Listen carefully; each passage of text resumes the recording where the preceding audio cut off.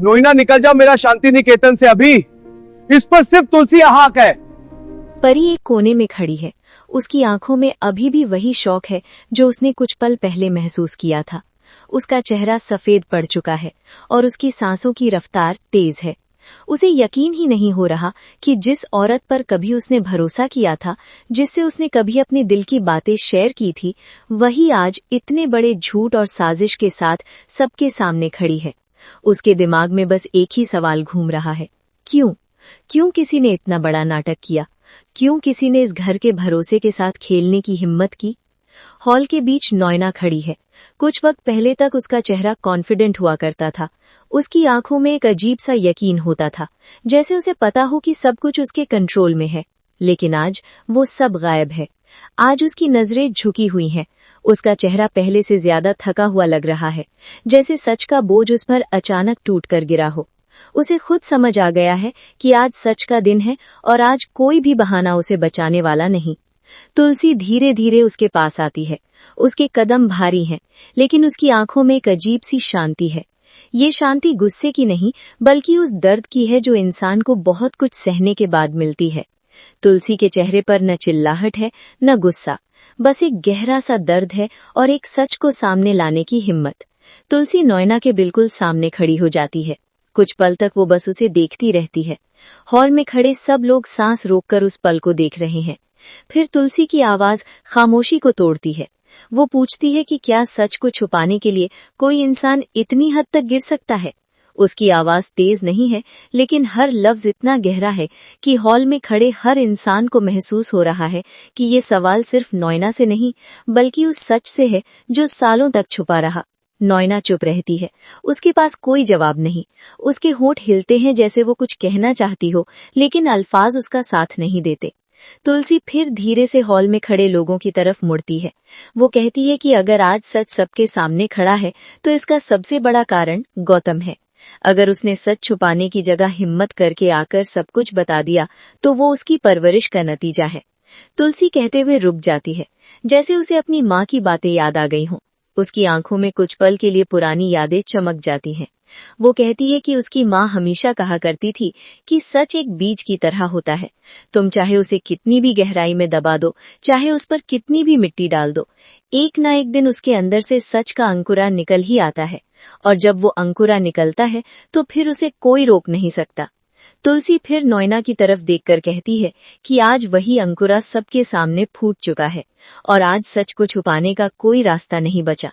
Hall में खड़े लोग एक दूसरे की तरफ देखते हैं। किसी के चेहरे पर शौक है, किसी के चेहरे पर गुस्सा और किसी के चेहरे पर बस खामोशी।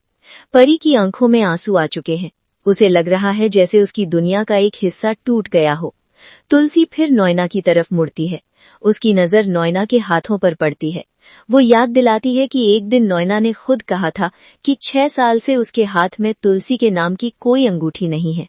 और आज तुलसी उससे पूछती है कि क्या वो उस अंगूठी को फिर से पहनना चाहती है, या फिर उसके हाथों में अब हथकड़ी ज्यादा सही लगेगी। ये सवाल हॉल में बिजली की तरह गिरता है। सब लोग एकदम से खामोश हो जाते हैं। नोइना का चेहरा पीला पड़ जाता है।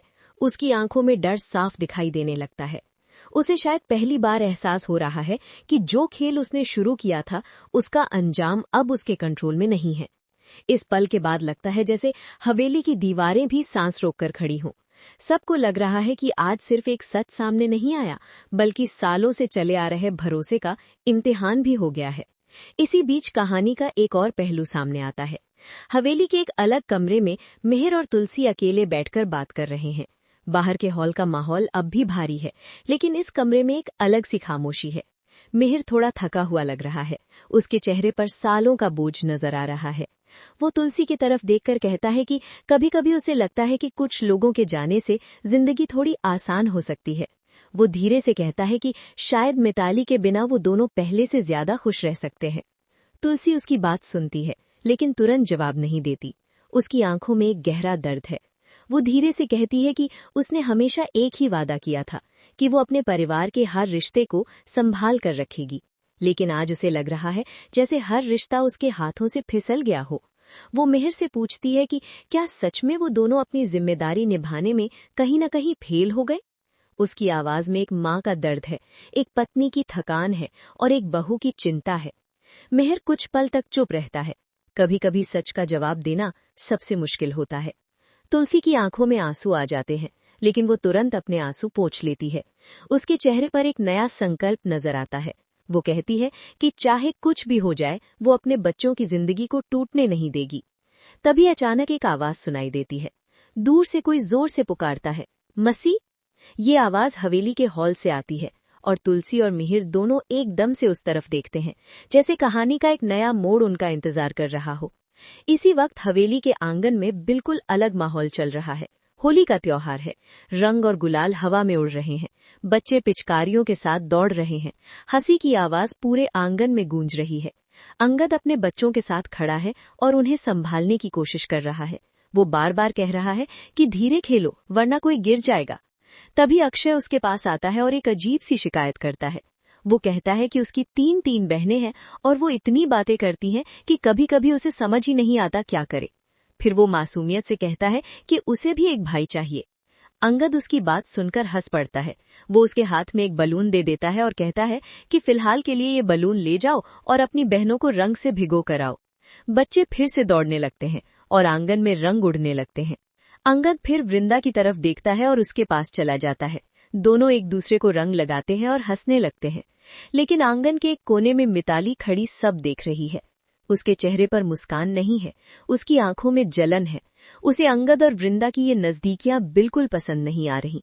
इस तरह हवेली के अंदर एक तरफ सच का सामना हो रहा है, रिश्तों की परीक्षा हो रही है, और दूसरी तरफ होली के रंगों के बीच जिंदगी अपना रास्ता बनाने की कोशिश कर रही है।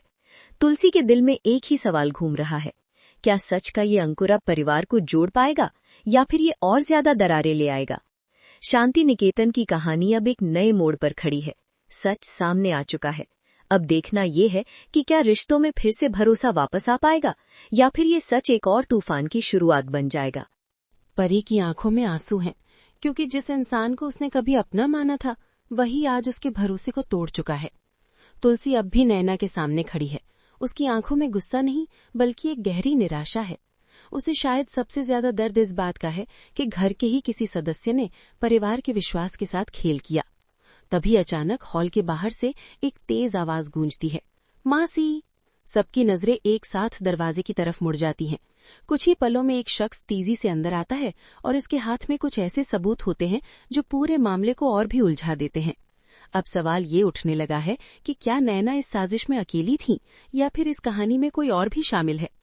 उधर तुलसी और मिहिर को भी अब एहसास होने लगा है कि परिवार के अंदर छिपे राज अभी खत्म नहीं हुए हैं। मिहिर के मन में एक डर बैठ गया है कि कहीं ये सच्चाइयां उनके परिवार को और ज्यादा तोड़ न दें। लेकिन तुलसी का फैसला साफ है। उसने ठान लिया है कि चाहे कुछ भी हो जाए, वो अपने बच्चों और अपने परिवार को बिखरने नहीं देगी। इसी बीच हवेली के आंगन में होली का माहौल चल रहा है। बच्चे रंग और पिचकारी के साथ मस्ती कर रहे हैं। अंगद अपने बच्चों के साथ हंस रहा है, लेकिन उसकी नजर बार बार एक तरफ जा रही है। वहां मिताली खड़ी है, जो दूर से सब कुछ देख रही है। उसके चेहरे की खामोशी बता रही है कि उसके दिल में भी कोई बड़ा राज छिपा हुआ है। और तभी कहानी में एक और बड़ा ट्विस्ट आने वाला है, क्योंकि जो सबूत अभी सामने आए हैं वो सीधे मिताली की तरफ इशारा कर रहे हैं। जिस चीज का इंतजार था, जिस घड़ी का सबको इंतजार था, वो आ चुकी है, जहाँ पे फाइनली अब नैना का पर्दा फाश हो चुका है। जी हाँ दोस्तों, मिहिर ने नैना को सबके सामने एक्सपोज कर दिया। जहाँ पे होली के दिन ये शुभ अवसर चुना था, जहाँ पे पूरे परिवार के सामने नैना की वीडियो चला दी मिहिर ने, और देख के भाई उड़ गए एकदम से नैना के हो। जी हाँ दोस्तों, वहीं पे भाई मिहिर ने साफ साफ कह दिया है कि निकल जाओ मेरे घर से। जी हाँ दोस्तों, जहाँ पे भाई सुचित्रा कहती है कि ये कहाँ जाएगी, दी ने जो कुछ भी किया उसको आपको पाने के लिए किया, क्योंकि वो आपसे बहुत प्यार करते भाई। लेकिन मिहिर ने साफ साफ कह दिया है, भाड़ में जाए, लेकिन मुझे इस घर में तुम्हारी कोई ज़रूरत नहीं है। जी हाँ दोस्तों, भाई मुझे कमेंट करके ज़रूर बताना कि क्या आप खुश हैं नैना को एक्सपोज होता हुआ देख के। जी हाँ दोस्तों, लेकिन भाई अभी इतनी जल्दी नैना का खेल ख़त्म नहीं होने वाला है। जी हाँ दोस्तों, अब नैना किसी न किसी तरह से फिर से मिहिर की ज़िंदगी में रहने वाली है, जहाँ पे अब देखने को मिल रहा है कि वो एक बीमारी का बहाना करके फिर से मिहिर की ज़िंदगी में रुकने वाली है, और एक बार फिर से तुलसी और मिहिर के बीच रुकावट बनने वाली है। जी हाँ दोस्तों, सीरियल अब काफ़ी दिलचस्प और इंटरेस्ट से भरा होने वाला है, तो देखते रहिए, क्योंकि सास भी कभी बहू थी और